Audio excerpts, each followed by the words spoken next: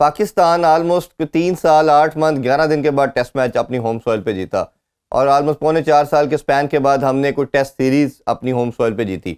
अच्छा, वो कहते हैं अक्लमंद के लिए निशानियां होती हैं, उसको समझ आ जाती है। हमने ये देखना था कि दुनिया सारी सारी अपनी होम ग्राउंड का एडवांटेज लेती है। हमने पास में देखा है कि हमने इवन यूएई के अंदर अपनी होम ग्राउंड का एडवांटेज लिया। एक टेम्पलेट हमारे पास मौजूद था, एक मॉडल मौजूद था कि हमने स्पिन ट्रैक विकेट बनानी है और अपोजिशन को फंसाना है। आल दो कि उस टाइम हमारे पास सईद अजमल, यासर शाह, अब्दुल रहमान थे, बट ये नुमान और साजिद ने भी आपको 2 साल से पहले जब टीम का पार्ट थे विकेट दिलवाते रहे, और आपने एक तो विकेट्स नहीं बनाई, इन दोनों को बाहर किया। मैं तो क्राइम का वर्ड यूज़ करता हूँ बार बार कि जिन लोगों की आखिर इतने बड़े नॉलेजेबल लोग भी आते रहे, बोर्ड का पार्ट बनते रहे, ना पिच बनाने में किसी का दिमाग ने काम किया, ना सिलेक्शन में काम किया। मुझे सबसे ज़्यादा दुख ये हुआ जब इन्होंने 2 टेस्ट मैचेस में आउट किए, तो मुझे अच्छी तरह याद है कि सिकलैन मुश्ताक और रमीज़ राजा साहब ने कहा कि इसका पाँव ठीक नहीं गिरता साजिद खान का, इसका बाजू ठीक नहीं आता, ये एक बाजू से बॉल करता है, इसका नॉन बॉलिंग आर्म जो है वो तो यूज़ ही नहीं करता। ये बांग्लादेश में सीरीज जितवा के आया था, 8 आउट करके आया था। तो आपका क्या ओपिनियन है कि क्या इतने 4 बोर्ड चेंज हो गए, 4 चेयरमैन चेंज हो गए, इतने 26 सेलेक्टर चेंज हो गए, किसी बंदे के अंदर ये सोच नहीं आई, 5-6 सेलेक्टर हमारे कोचेस चेंज हुए कि हमने पिच क्या बनानी है, सिर्फ ये आकिब जावेद को ही पता था। और दूसरा ये कि क्या आपने अपने प्लेयरों को इस तरह ही ज़ाया करना है, जो परफॉर्म करता है हम उसको बाहर कर देते हैं कोई ना कोई रीज़न डाल के।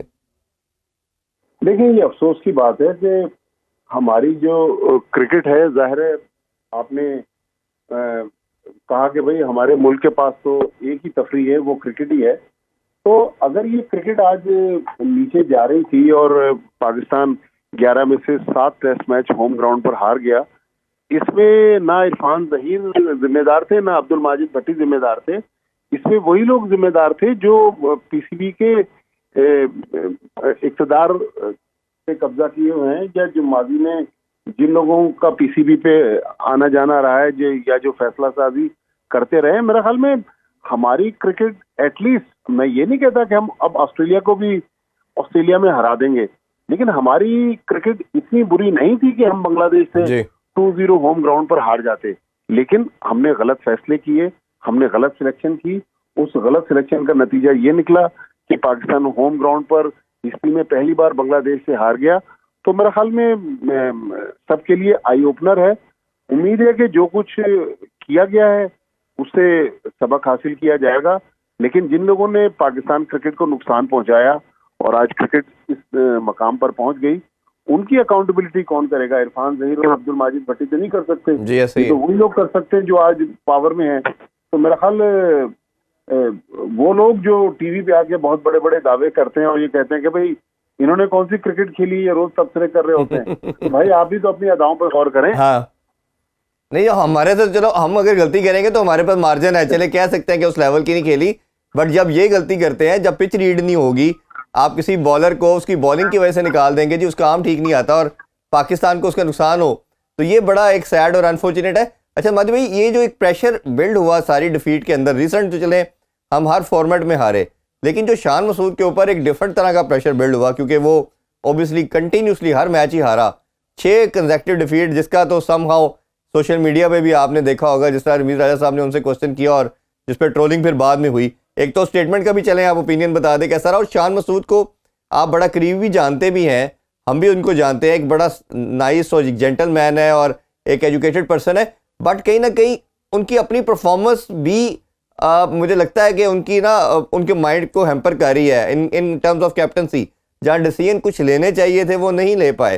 तो आप शान मसूद को इवॉल्व होता हुआ देख रहे हैं, और आपको क्या लगता है कि शान मसूद लंबा सर्व कर पाएगा, क्योंकि बोर्ड ने तो सब्जेक्ट टू कैप्टनसी डाल दिया उनके साथ? देखिए इरफान साहब, परफॉर्मेंस तो शान मसूद को देना पड़ेगी।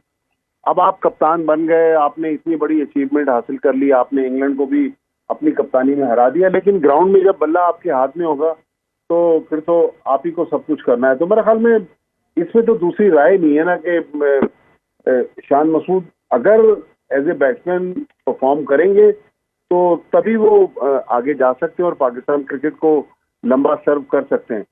लेकिन ये जो सब्जेक्ट टू कैप्टनसी अगर उन्होंने लिख दिया है, तो इसका मतलब है कि कहीं ना कहीं पीसीबी के प्लान में अब उनकी कुर्सी भी मुझे खतरे में नजर आ रही है।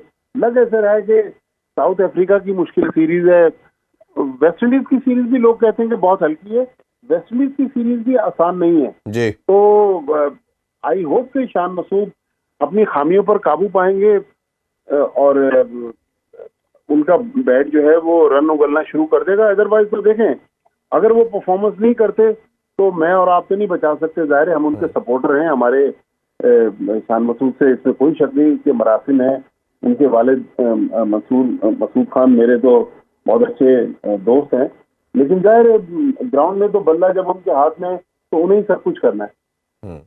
बिल्कुल ऐसे ही है। अच्छा सर, ये रिजवान के हवाले से भी आपका ज़रूर ओपिनियन जानना चाहूँगा। हमने ये पहले भी शायद गालबन बात की थी कि आपके पास शायद नज़र यही आता है ओबियसली कि एक ही ऑप्शन है, वो मोहम्मद रिजवान है।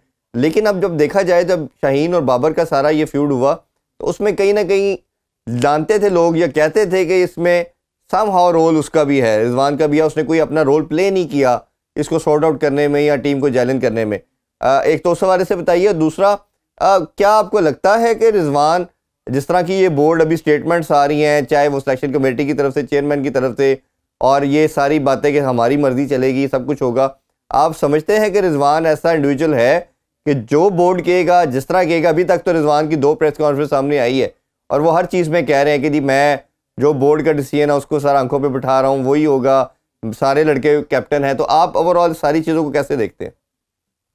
कल जो कराची में उनकी मीडिया टॉक हुई है उसमें तो उन्होंने एक दो जगह पर कहा है कि भाई फखर जमान और इमामुल हक जो हैं वो पाकिस्तान टीम की जरूरत है। तो वो इशारों किनारे में तो कह रहे हैं, लेकिन जाहिर है जब शान मसूद और जैसन गिलेस्पी के साथ एक सिलेक्शन का इशू हो चुका था तो मेरे ख्याल में मोहम्मद रिजवान ने इतनी बड़ी जिम्मेदारी सोच समझ कर कबूल की होगी। लेकिन अगर मोहम्मद रिजवान को हम साया ग्रुप उनके कैरियर से निकाल दें तो कप्तानी में तो उनका कोई इशू नहीं है, वो तो कप्तानी के लिए बेस्ट चॉइस है। लेकिन जो साइड पर उनके साथ कंट्रोवर्सीज जुड़ी हुई थी उसकी वजह से थोड़ा वो मुश्किल में आ गए।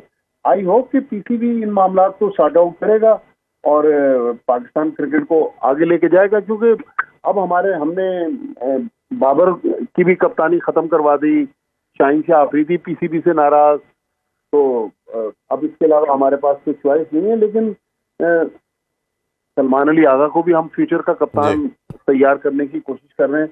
तो मेरे ख्याल में प्लेयर्स को परफॉर्मेंस पर फोकस करने दें। जल्दी जल्दी अगर हम कप्तान बनाने की उनको कोशिश करेंगे और उनको बहुत ज्यादा पावर देंगे और चेयरमैन के साथ जब वो मीटिंग में टांग पे टांग रखे बैठे होंगे तो प्लेयर्स का जो स्टाइल है वो तो आपको पता है कि एकदम से चेंज हो जाता है। लिहाजा प्लेयर्स को क्रिकेट पे फोकस करने दें, कप्तानी और ये दूसरे इश्यूज ये तो वक्त के साथ साथ सॉर्ट आउट होते रहेंगे।